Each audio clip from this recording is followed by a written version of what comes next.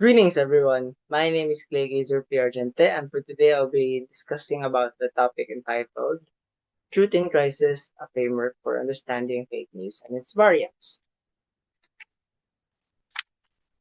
So for today's objectives, it will consist of four tasks.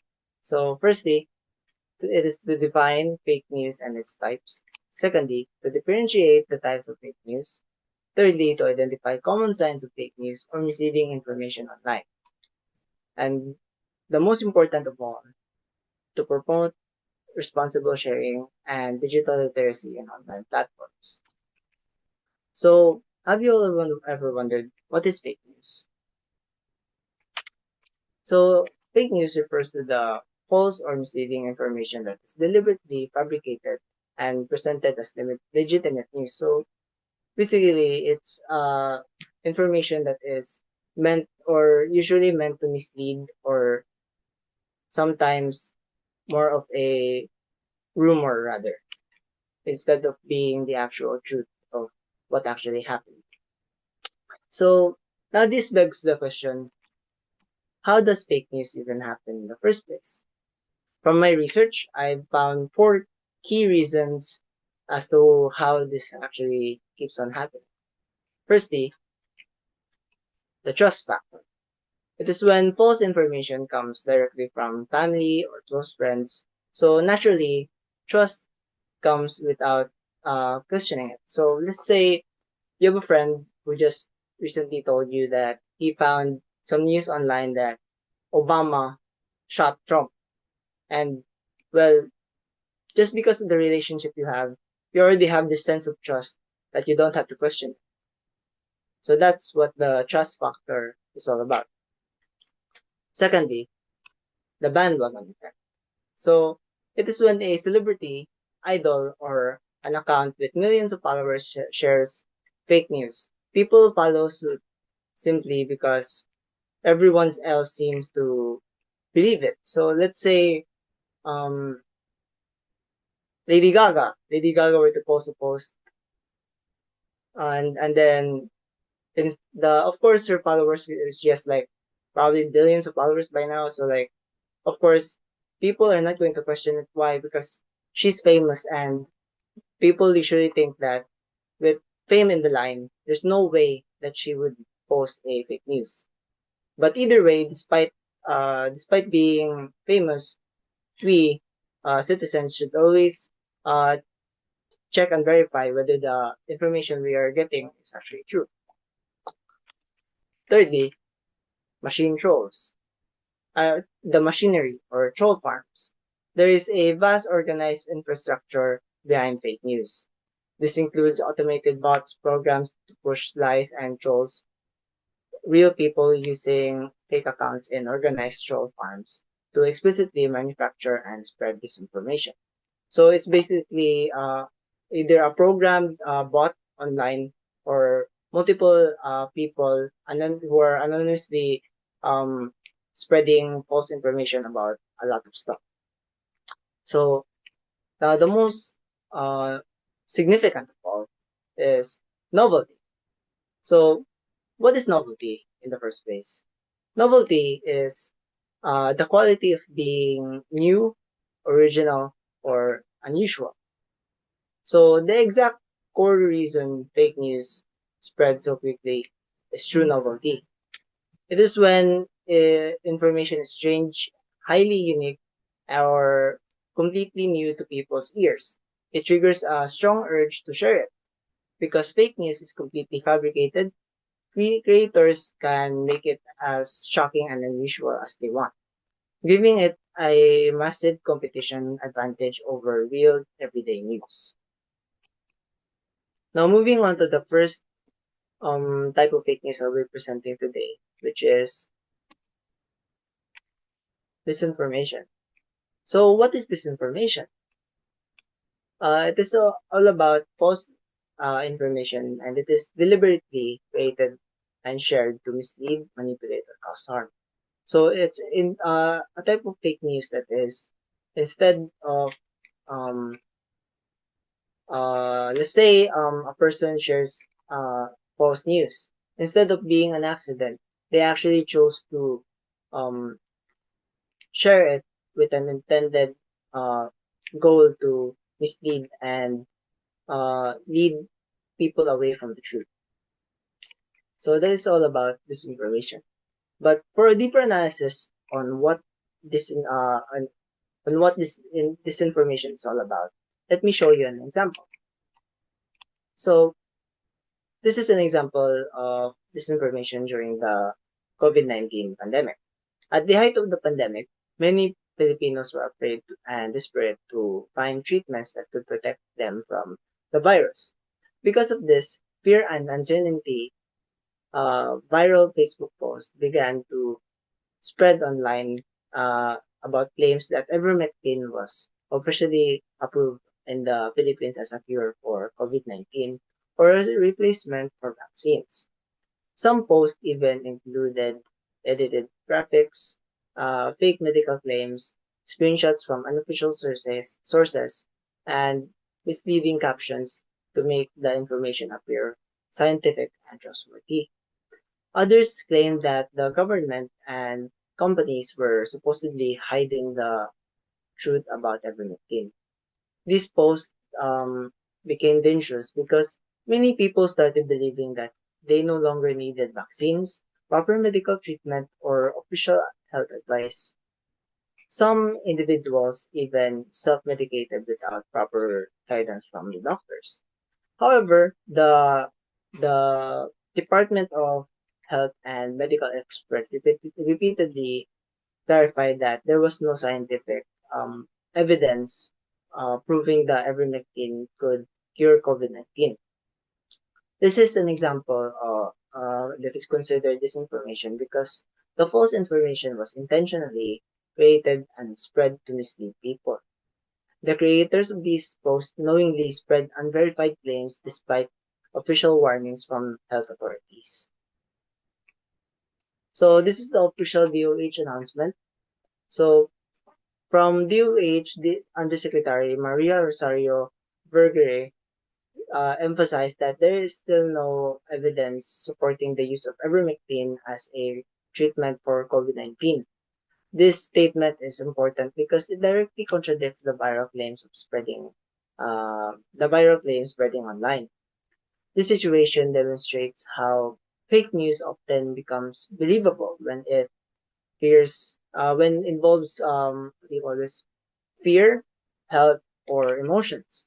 During the pandemic, people were constantly searching for hope and solutions, which made them more vulnerable to misleading information. It also teaches us that not everything we see online is credible, even if it looks professional or has many shares and comments.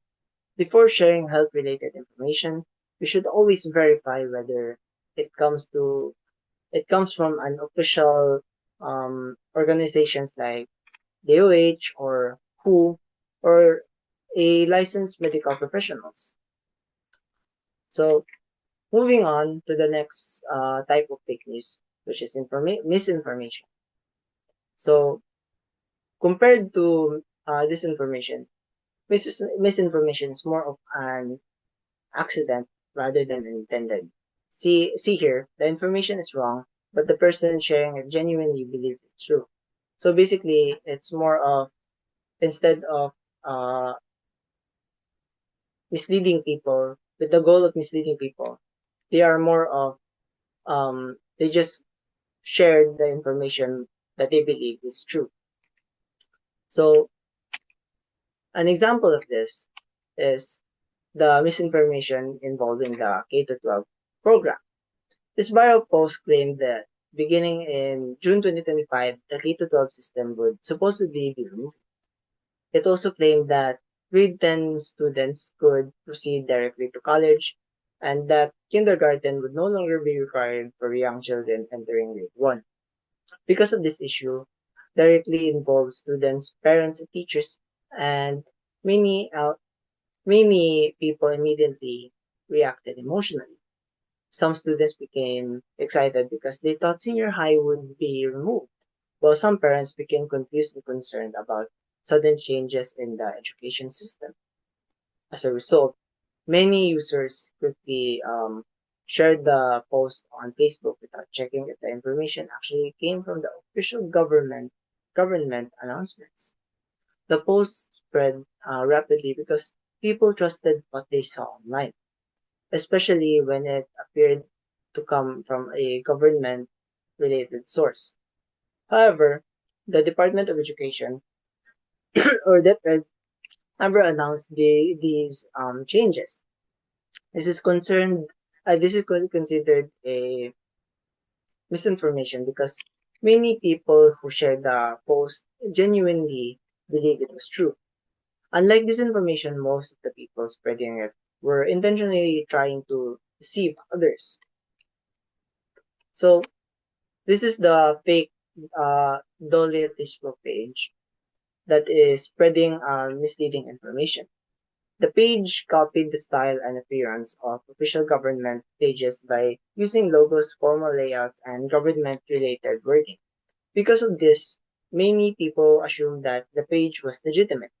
Many of this shows how fake news creators often this shows how fake news creators often imitate trusted institutions to gain credibility and trick people into believing false information. So, as you can see here, the followers of this fake Facebook page is only 1.4 thousand followers. Now, let's compare it to the official Dole Facebook page, which has 1.6 million followers. So you can see as we compare the fake page with the official Dole Facebook page, the official page contains verified information, announcements, consistent government communication, and proper identification. By comparing the two pages, we can clearly see how fake news often imitates trusted sources to appear convincing. This example highlights the importance of media literacy and critical thinking in today's digital age. Now, the last type of fake news, malinformation, it is based on reality, but it is deliberately altered, recontextualized, or leaked out of context to cause harm or damage a reputation. So, compared to the misinformation and disinformation, malinformation actually shares the truth about the person. However, the intention there is to harm a person or damage their reputation.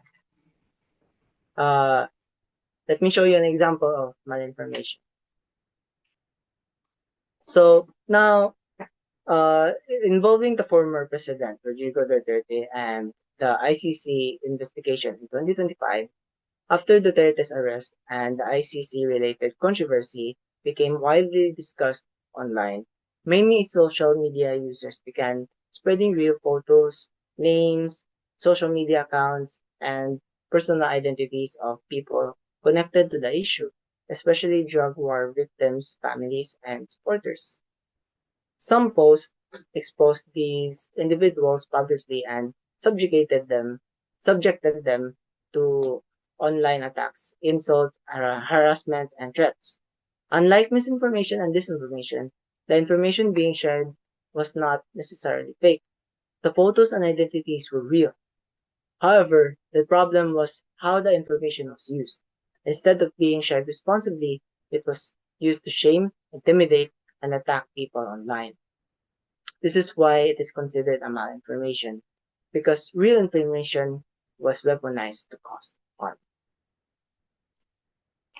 Now, diving deeper to the case, this is the report that shows the real victims' families publicly speaking about the online abuse they experienced after Duterte's ICC arrest.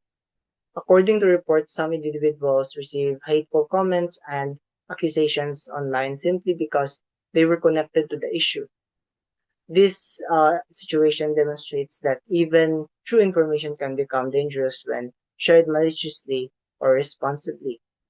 Social media can quickly amplify harassment because information spreads rapidly and reaches thousands of people within minutes.